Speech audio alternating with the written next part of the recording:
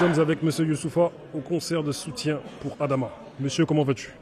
Ça va bien, le concert est fini et ça a été plutôt une réussite. En tout cas, on aura le temps de débriefer, mais on est heureux. C'était intense, les artistes ont fait des belles performances et puis voilà, c'était émouvant, c'était touchant. Voilà, l'asso a fait un gros travail aussi, l'association Adama.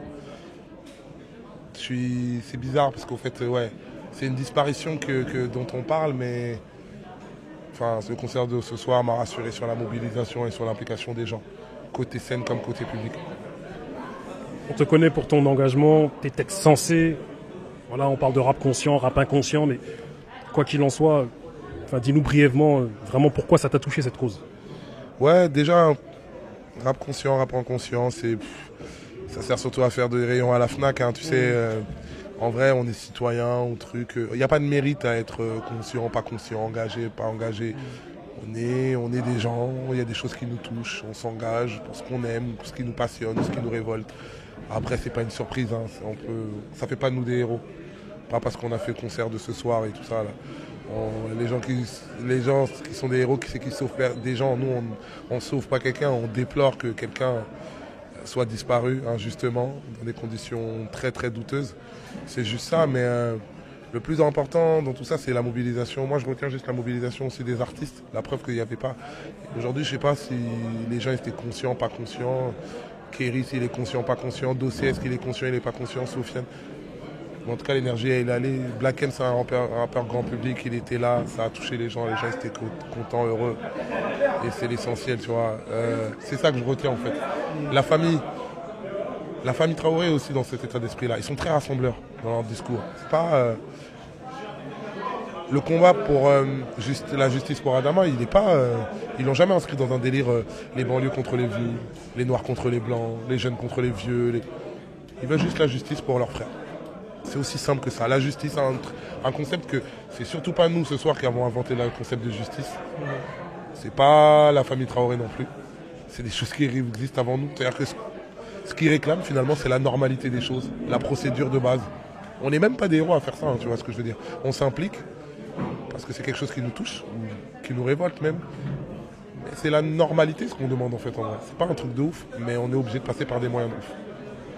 Pour finir, quel message as-tu à transmettre aux jeunes et aux moins jeunes par rapport à ce combat? J'aimerais bien être meilleur encore que Assa qui a parlé tout à l'heure. Elle a utilisé une expression, elle a dit la France est à prendre. Les mauvais esprits diront ouais, tu vois, ils veulent nous conquérir, etc. Alors que la France est en prendre, c'est-à-dire on peut avoir l'ambition d'être meilleur.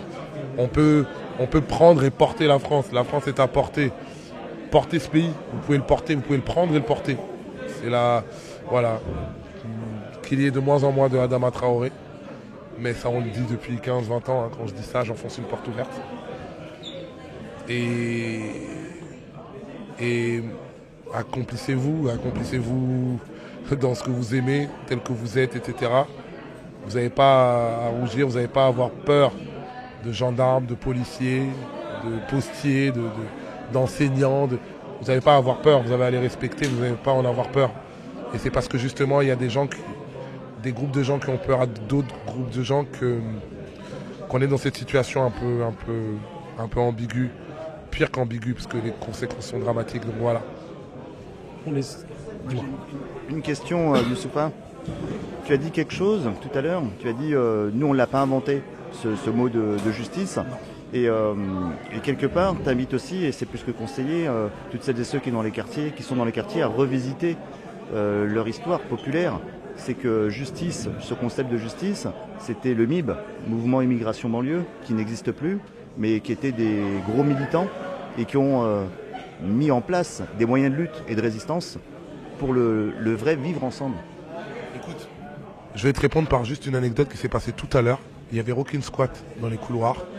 Parce que tout à l'heure, il m'a appelé, il m'a dit apparemment c'est toi qui fais le concert et tout ça, est-ce que je peux venir? J'ai dit frère, le concert il est complet à mort, mais pour toi, s'il faut ouvrir des murs, on va ouvrir des murs. Et je lui ai dit que moi, quand j'étais plus jeune, je sais plus quel âge j'ai, j'étais monté sur Paris, c'est l'une des premières fois où je montais sur Paris, parce que j'habitais dans ma petite banlieue à Cergy et tout, et j'étais allé dans un concert militant, alors je sais plus si c'était pour les 11-30, mais à l'époque, j'étais pas assez politisé pour savoir ce qui se passait, mais en tout cas, il y avait de l'élan. Moi, je devais avoir peut-être 15 ans, 14 ans, je sais plus. Je sais plus, mais voilà. Et au fait, lui, il m'a expliqué. Il m'a dit, ouais, bah, à l'époque, c'était avec le MIB, etc. Il m'a expliqué.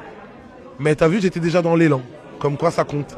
On n'est pas obligé d'avoir fait Sciences Po pour être placé pour défendre des causes, etc. Et je me suis rappelé, ça m'a attendri parce que maintenant, j'ai l'impression de savoir beaucoup de choses sur beaucoup de choses. Mais en vrai, à l'époque, il y avait déjà de l'allant. Et du coup, on l'a pas inventé. Et il m'a dit que ce truc-là, c'était il y a 15 ans, 20 ans. Et donc, non, on n'invente rien. Ni la justice, ni cet élan de résistance. Je vais prendre un grand mot, mais on n'invente rien, tu vois. Mais j'en suis persuadé. Et j'espère, en tout cas, que d'autres vont avoir l'occasion de faire aussi, derrière. Et justement, pour rester dans ce côté transmission, éducation populaire, le rap, il est vachement important pour ça, parce que c'est aussi un champ des luttes et des résistances. C'est aussi un haut-parleur des réalités quotidiennes, des réalités populaires, sans faire de distinguo ni ethnique ni rien. C'est un vrai moteur social.